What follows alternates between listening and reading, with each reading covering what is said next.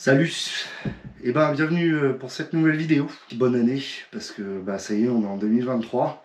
Et donc c'est officiellement l'an 1, on va dire, de Tension de chaîne, la première année complète. Et je me suis dit que ça pourrait être sympa de commencer cette nouvelle année par une petite vidéo de récap des 6 premiers mois de l'an 0 de Tension de chaîne, et puis parler un petit peu des projets, puis répondre à quelques questions donc sur Instagram si tu ne me suis pas, et aussi sur YouTube dans la partie community j'ai mis des questions, et donc je m'étais dit que ce serait cool d'y répondre. Voilà, donc aujourd'hui on va répondre à certaines de vos questions, et je vais te parler un petit peu de cette année 2023. Je vais m'asseoir et puis on y va. Alors avant de commencer, on fait un petit point justement sur les différents channels Tension de chaîne, puisque tu sais, on est un peu présent partout. Donc quand j'ai lancé le projet, l'idée était surtout l'idée de partager un petit peu justement cette passion que j'ai donc pour le pignon fixe, puis pour le vélo en général, avec un petit peu ma tonalité de voix. Et pour adresser tout de suite, comme les Anglais disent, to address the elephant in the room, oui, je m'inspire de beaucoup de confrères youtubeurs, et c'est souvent comme ça qu'on commence, on s'inspire un petit peu justement de certains styles et de certaines touches que l'on voit sur YouTube. Et bien sûr, un de mes maîtres est Farin Degree. Voilà. Donc je pense que il n'y a aucun problème avec ça. Donc il y a une forte inspiration dans le style, etc., tout en essayant de développer mon propre style de vidéo. Je pense que petit à petit j'ai atteint justement un petit peu ce que je voulais, même si forcément il y a beaucoup de choses à peaufiner, mais je me dirige petit à petit vers ce que je voulais. Spoiler, j'ai encore un fond de Covid, donc ma voix est normale. Pour revenir justement à ces plateformes, donc Instagram, aujourd'hui on est plus de 350, plutôt propre, je suis très content. Vous êtes vraiment super engagés, surtout en story, donc ça me fait plaisir, sachant qu'Instagram est une plateforme un peu compliquée quand même en ce moment. Il y a aussi un compte TikTok, mais je t'avoue que c'est une plateforme où je suis beaucoup moins à l'aise. Le fait de devoir créer en permanence du contenu short, etc., c'est un peu... j'ai pas trouvé mon rythme. Au début, je m'étais lancé à réadapter des vidéos, etc. Ça marche pas, ça me plaît pas trop, c'est trop lourd et j'ai pas forcément le temps avec le taf. Donc il y a plus de 1000 abonnés, donc c'est techniquement ma plus grosse plateforme, mais au final c'est celle que je maintiens le moins bien parce que c'est celle qui m'intéresse le moins. Et puis bien sûr, le YouTube est vraiment ma plateforme de prédilection. Je trouve que c'est aussi une des plus belles plateformes qu'on a aujourd'hui pour la création de contenu. La vidéo, etc., c'est quelque chose que j'adore faire. Malheureusement, ce que je voudrais faire n'est pas forcément ce que vous voyez, pour la simple et la bonne raison qu'il y a des questions de temps, il y a des questions de moyens aussi. Je filme avec une GoPro et je t'avoue que c'est pas forcément évident en permanence. Globalement, je suis plutôt content de ce que je fais.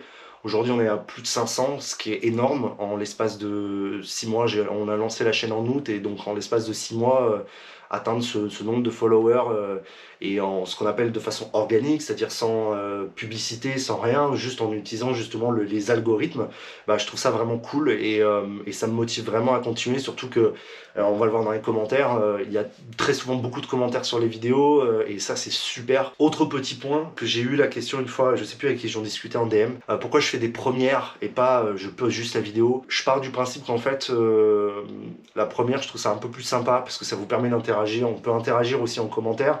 Alors pour l'instant c'est pas du tout le cas, il y a quasiment peu ou pas d'interaction dans le chat en direct, mais je me dis voilà, au bout d'un moment, quand il y aura peut-être 1000 abonnés ou un truc comme ça, il y aura peut-être des gens qui chatteront, on pourra discuter un petit peu, et ça va devenir vraiment très cool, et c'est un peu l'objectif de ce format de première. Donc ça c'est un petit peu pour l'état actuel de la chaîne, à l'instant T, fin 2022, très content du statut de tous les channels. On va continuer comme ça, pour l'instant je suis très content, et YouTube va rester le focus avec Instagram bien sûr.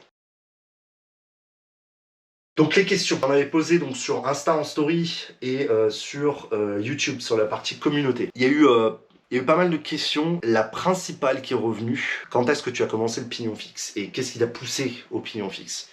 Alors je vais pas te bullshiter, j'ai pas de background de culture urbaine avec du skateboard, des trucs ultra underground, BMX, machin. J'ai jamais été là-dedans. Moi je suis un mec qui a fait du VTT quand j'étais très jeune, et ensuite j'ai été escrimeur, donc absolument rien à voir, mais le vélo a toujours été un peu au centre. J'ai eu un moment, je suis passé à la bécane et des trucs comme ça. Et c'est vrai qu'en fait, j'ai dû découvrir le pignon fixe probablement à la fin des années 2000, donc 2008-2009. J'ai commencé à avoir des articles popés dans certains trucs que je lisais sur le net. J'étais vraiment à fond dans le milieu de la moto en fait.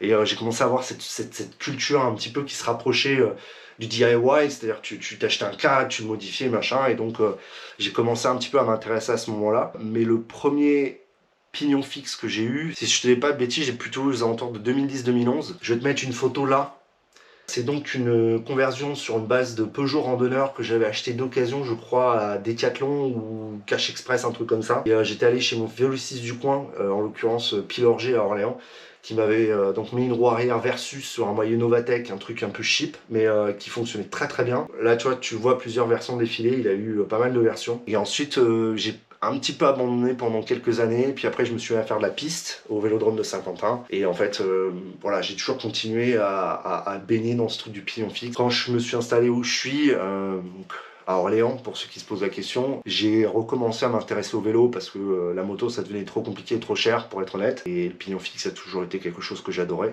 Pour preuve, Fabrice, je l'ai depuis 7 ou 8 ans, donc voilà. Pour la question pourquoi en fait le pignon fixe, moi j'ai une grosse sensibilité à tout ce qui est esthétique en fait. Ce côté un petit peu pur, ce côté vraiment clean, etc.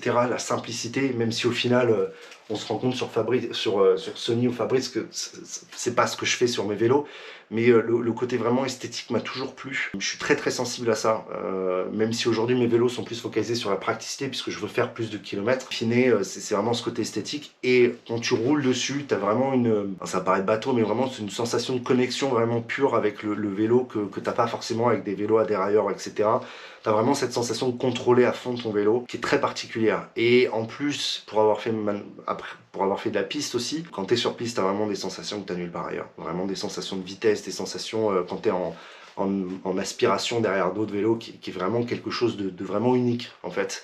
Et le fait de se dire j'ai pas de frein, il faut vraiment toujours avoir cette cadence, etc. Il y a aussi cet aspect vraiment régularité, cadence, avoir vraiment un pédalage rond.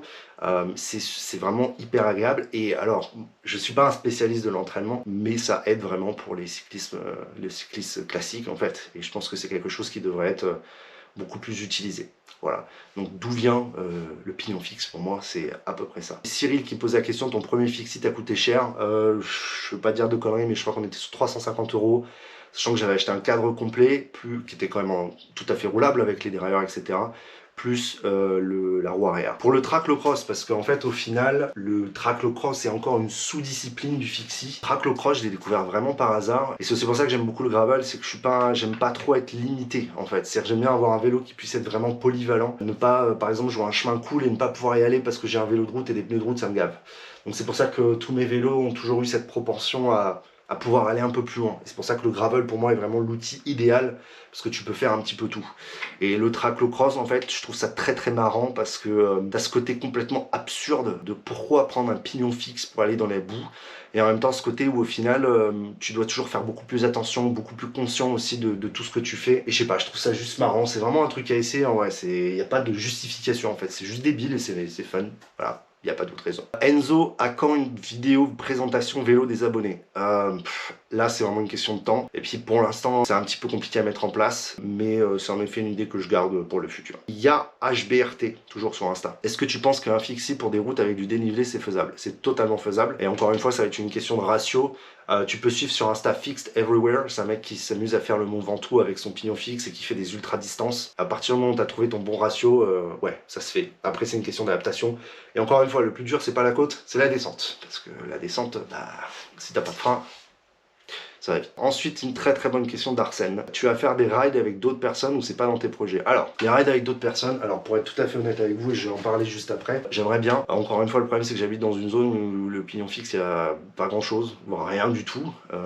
J'en ai croisé quelques-uns quand même, mais je pense pas qu'ils sont un petit peu dans le même délire de roulage, etc. Moi, je suis un petit peu un solitaire sur ce côté-là. Mais ouais, pourquoi pas un jour quand il y aura un peu plus d'abonnés, etc., qu'on pourra être sûr d'avoir un bon turn-up, ouais, pourquoi pas, ouais, clairement ça peut se faire. Prochaine question, Argos Analogue, toujours sur Insta, du trackpacking de prévu. C'est une très bonne question. Alors, ça commence, il y a certains gars qui font du trackpacking, donc tu connais le bikepacking, c'est-à-dire que tu pars à l'aventure avec ton vélo, en général un gravel, et il y a aussi le trackpacking, donc tu utilises ton vélo de piste pour faire du bikepacking. Je l'expliquerai encore une fois juste après, sur le projet et le programme de 2023. J'aimerais bien pourquoi pas faire des plus longs trajets en pignon fixe, mais pour l'instant non. Mais peut-être d'ici fin 2023, oui, une possibilité. Ouais. On va parler des commentaires sur YouTube, parce que j'avais fait un post dans l'onglet Community. Alors, il y a Hervé déjà. Alors, déjà, ce qui est marrant, c'est que je vois beaucoup d'entre vous qui commentaient, et je vois ceux qui sont là depuis le début, et je vous remercie, et ceux qui viennent en ce moment...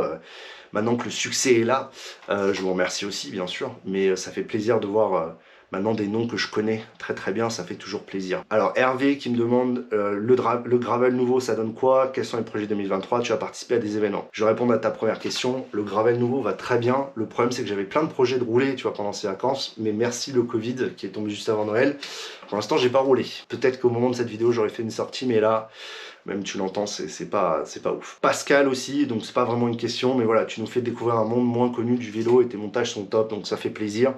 Je parlerai justement des montages pour 2023, mais t'as tout compris. Et enfin, bah, Clément aussi, voilà, qui posait la question sur le fixie, etc. Et surtout, le temps de sa chaîne, c'est le plus important. Donc là, j'ai un petit peu couvert toutes les questions, donc merci à tous ceux qui ont posé des questions. C'est vrai que c'était la première fois que je faisais ça, c'est vrai qu'à 500 abonnés en général, bon, il n'y a pas trop de questions, et là au final, il y en a eu pas mal, donc je suis plutôt content. D'ailleurs, je suis en train de voir que la vidéo va être très très longue, je m'excuse, j'essaierai de mettre un timer, comme ça tu verras les différentes sections. Et maintenant, on va parler du projet 2023, enfin de ce qui va se passer en 2023 sur Tension Chain.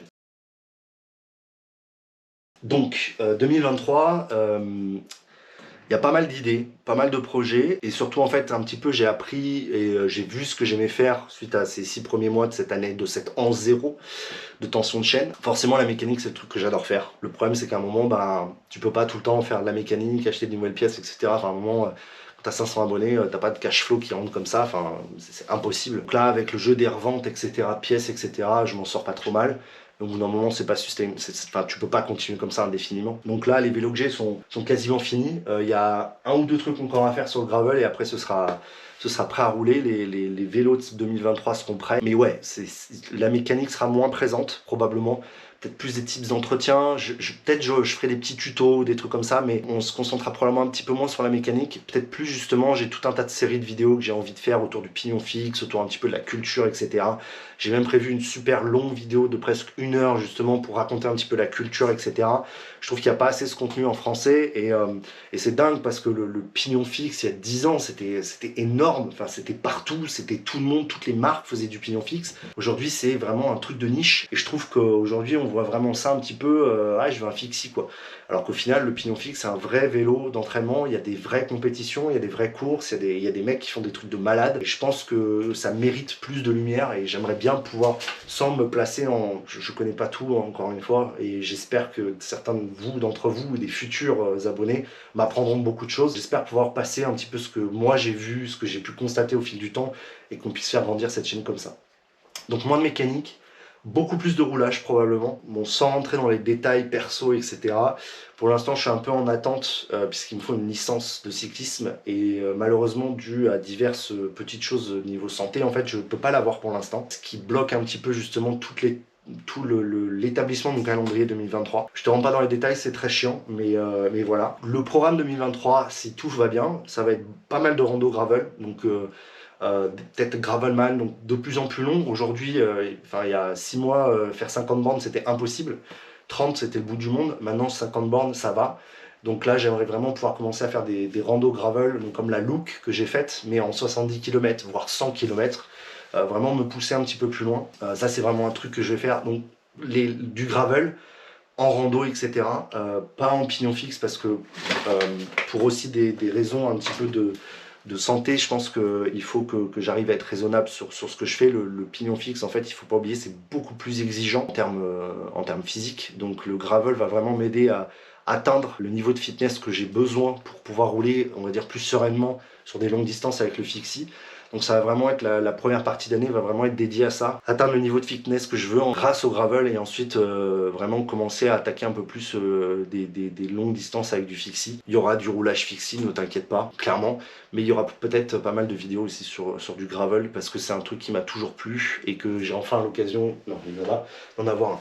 Donc il y aura ça, puis bon là tu le vois pas mais il y a aussi mon Tinelli, donc je vais faire un peu de route probablement, ça va être cool, pouvoir un petit peu rouler sur la route, etc. et te montrer ça. Donc il y aura ces deux aspects du contenu, un petit peu de mécanique tuto, un petit peu beaucoup plus de roulage probablement. Donc là on va peut-être plus partir sur de l'hebdo, je pense, sur du roulage, mais on verra. Et aussi des vidéos un peu plus culture fixe et j'ai tout un tas de séries de vidéos que je suis très des formats plus courts, etc. que j'aimerais vraiment me partager et que je pense vont me plaire.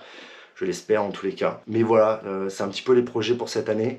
Je veux pas me fixer de gros objectifs de malade, parce que je pense pas que ça sert à grand chose de se péter la rate à me dire ah, je vais faire 50 000 km.